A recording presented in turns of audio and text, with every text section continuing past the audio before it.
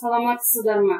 Ақтөбе көлік коммуникация және жаңа технология колледжінің теміржол көлігінде тасымалдауды ұйымдастыру және қозғалысты басқару мамандығының арнайы пән оқытушысы Ахметова Ғайша Тұрмағанбетовна. Теміржол көлігінің қозғалысын ұйымдастыру пәнінен бүгінгі жаңа тақырыбымыз станцияның негізгі жұмыс нормаларын анықтау үшін тәуліктік кесте жоспарын қолдану. Тапсырмамыз станция жұмыстарының көрсеткіштерін есептеп анықтау. Сабақтың жоспары өткен тақырыпты қайталау, жаңа тақырыпты меңгеру, жаңа тақырыпты бекіту, қорытындылау және үйге тапсырма. Өткен тақырыптарды қайталайтын болсақ, бірінші сұрағымыз тәуліктік жоспар кестесі дегеніміз не? Тәуліктік жоспар кестесі дегеніміз негізгі жұмыс параметрін анықтайтын басты технологиялық құжат және станцияның бір тәулік ішіндегі барлық жұмысының графикалық бейнесі. Екінші сұрағымыз тәуліктік жоспар кестесін құрастыру мақсаты. Ол станцияның барлық элементтерінің жұмысын үйлестіріп сәйкестендіру болып табылады. Келесі сұрағымыз кестенің тігінен және көлденең сызықтары нені білдіреді? Кестенің тігінен ол станцияның техникалық құралдарын, яғни жолдарды, бағыттама қылтасын, төбешіктерді, тартымды жолдарды, қабылдап жөнелту парктерін, жүк ауласын, кірме жолды және сұрыптау парк жолдарын білдіреді. Ал көлденеңнен уақытты белгілейміз. Келесі сұрағымыз тәуліктік жоспар кестесін құрастыру үшін қандай мәліметтер қажет? Бірінші, құрастыру жоспары. Екінші, вагондар мен құрамдарды өңдеу уақыт мөлшері. Үшінші, жолдар мен парктер мамандандырылған станция схемасы. Төртінші, станцияның техникалық басқару актісі. Бесінші, пойыздар қозғалыс графигі. Алтыншы, жергілікті нұсқаулық. Енді жаңа тақырыбымыз станцияның негізгі жұмыс нормаларын анықтау үшін тәуліктік кесте жоспарын қолдану. Ол үшін қажетті құралдар: бірінші, телімдік станция сызбасы, екінші, тәуліктік жоспар кестесі. Тәуліктік жоспар кестесін қолдана отырып, мынадай негізгі нормаларды анықтайды. Бірінші, өңделусіз өтпелі пойыздың орташа уақытын анықтау. Станциядағы өтпелі, өңделусіз пойыздардың орташа уақыт нормасын есептеу үшін сол пойыздың станцияға келіп, локомотив және локомотив бригадасының ауысуымен ПТО жұмыстарын тұру уақытымен анықтайды. Алдарыңызда тәуліктік жоспар кестесі көрсетілген. Н станциясына 2101 өтпелі өңделусіз пойыз қабылданды. Ол қабылдап жөнелту паркінде 15 минут ПТО жұмыстарынан өткізілді. Және локомотив бригадасы мен локомотив қана ауысуымен жөнелтіледі. Енді есепке келетін болсақ, өңделусіз өтпелі пойыздың орташа тұру уақытын есептеу үшін станцияға пойыз келеді, 15 минут ПТО-дан өтеді және жөнелтіледі. Бұл таблицада пойыздың номері, қабылдау уақыты, жөнелту уақыты және қабылдап жөнелту паркінде тұру уақыты, вагон саны, вагон сағат тұруы көрсетілген. Яғни, өңделусіз өтпелі пойыздың уақытын табу үшін вагон сағат тұруын вагон санына бөлу арқылы есептейміз. Екінші, қабылдап жөнелту паркінде өңделетін пойыздың тұру уақытын анықтау. Қабылдап жөнелту паркінде өңделетін пойыздың тұру уақыты сол станцияда ажыратылып өңдеуден өтетін пойыздар жұмысымен есептеліп анықталады. Ол үшін өңделуге келетін пойыздарды станцияға ажырату жолына қабылдап, техникалық коммерциялық тексерістен кейін пойыздық локомотив өту жолы арқылы локомотив шаруашылығына жөнелтіледі.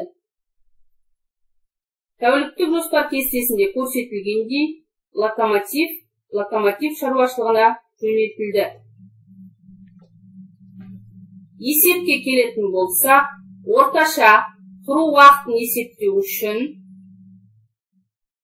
пойыздың қабылдану уақыты, ауыстырудың басы және қабылдап жөнелту паркінде тұру уақытын есептейміз.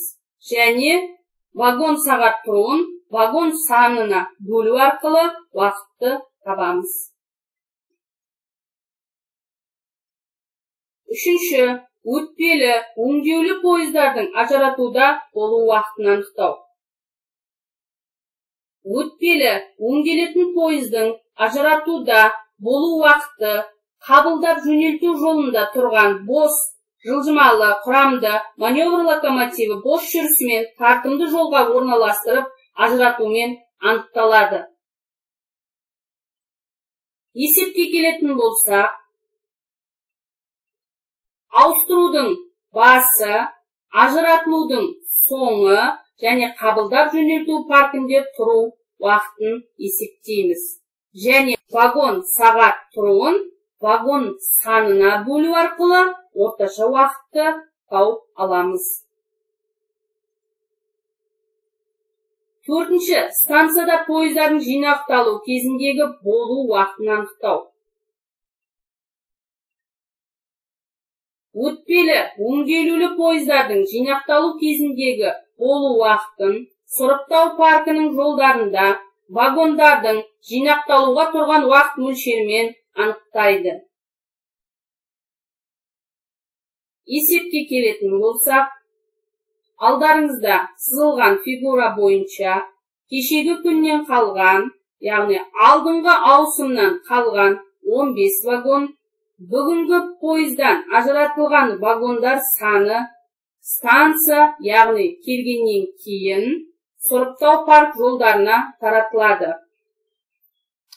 Ауысымнан қалған 15 вагон, бүгінгі сұрыптау жолында таратылған 20 вагонмен қосылып 35 вагон жинақталады.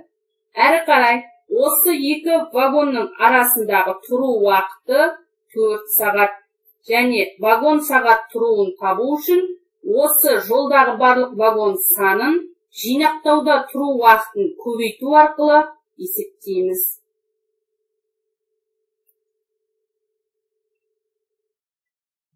Келесі, бесінші, пойыздардың құрастырылуының аяқталу кезіндегі уақытын анықтау.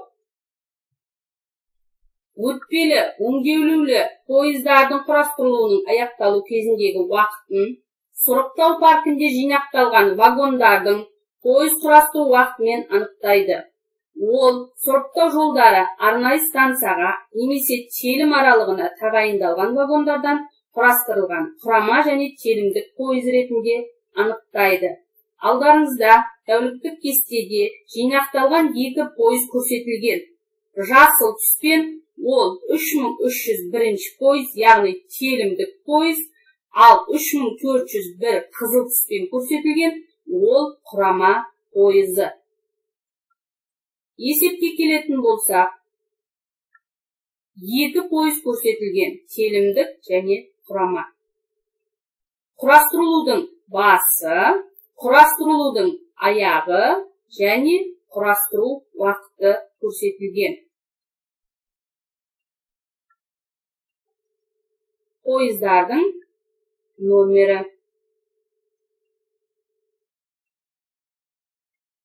Алтыншы, пойыздардың жөнелтуге дейінгі уақытын анықтау. Өтпелі, өңделулі пойыздардың құрастырылуының аяқталу кезіндегі уақыты қабылдап жөнелту жолына әкеліп қою уақытынан график бойынша жөнелту паркінде тұру уақытының аяқталуына дейінгі уақыт есептелінеді. Алдарыңызда тәуліктік кестеде пойыздың құрастырылуының аяқталуынан бастап, қабылдап жөнелту паркінде жарты сағаттан кейін телімдік пойыздың жөнелтілуі көрсетілген. Есепке келетін болсақ, құрастыру, яғни пойыздың құрастырылуының соңы, жөнелту уақыты және құрастыру уақыты көрсетілген.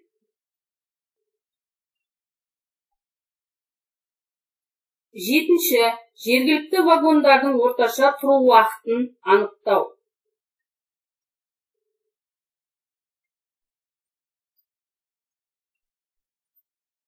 Бұл есеп пойыздармен келген жергілікті вагондарды тиеп түсіру жұмыстарына кеткен орташа уақытты табу болып табылады. Бұл жұмыс 3 бөліктен тұрады және 3 таблицаға бөлінеді. Бірінші, ол пойыздың станцияға қабылданып, тартымды жолға ағытылып, жүк ауласына орналастырылуына дейінгі уақыт. Екінші, жүк ауласында немесе кірме жолда тиеп түсірілу уақыты. Үшінші, жүк ауласында жинақталып, пойыз құрастырылып жөнелтілгенге дейінгі уақытты табу. Бұл жерде тағы да айта кететін нәрсе, бұл жұмыс екі еселенген коэффициент деп аталады. Бүгінгі тапсырмамыз станцияның негізгі жұмыс нормаларын анықтау үшін кесте жоспарын қолдана отырып, станция жұмыстарының көрсеткіштерін есептеп анықтады. Бұл көрсеткіш есептері біздің курстық жобада есептелінетін жұмыстар. Олай болса, жаңа тақырыбымызды бекітейік. Тәуліктік жоспар кестесімен станция жұмысының қандай көрсеткіштері анықталады? Бірінші, өңделусіз өтпелі вагондардың бос тұру уақыты. Екінші, өңделетін өтпелі вагондардың бос тұру уақыты. Үшінші, жергілікті вагондардың бос тұру уақыты. Төртінші, екі еселенген жұмыс коэффициенті. Бесінші, жұмыс паркінің мөлшері. Алтыншы, вагон айналымы. Жетінші, маневр құралдарын тиеу коэффициенті. Алдарыңызда интеллектуалды домино. Осы көрсетілген фигуралар арқылы қарама-қарсы тұрған есеп формулаларын табамыз. Олай болса, бірінші, ол өңделусіз өтпелі пойыздардың тұру уақытына кеткен орташа уақыты. Екінші, өтпелі өңделулі пойыздарға кеткен орташа уақыт. Үшінші, ажыратуға кеткен уақытты табу формуласы. Төртінші, құрастыруға кеткен орташа тұру уақыты. Және бесінші, жөнелту жұмыстарына кеткен орташа уақыт. Олай болса, үйге тапсырма негізгі оқулықтан 115-ші және 118-ші бетке дейін. Сабақ аяқталды. Сау болыңыздар.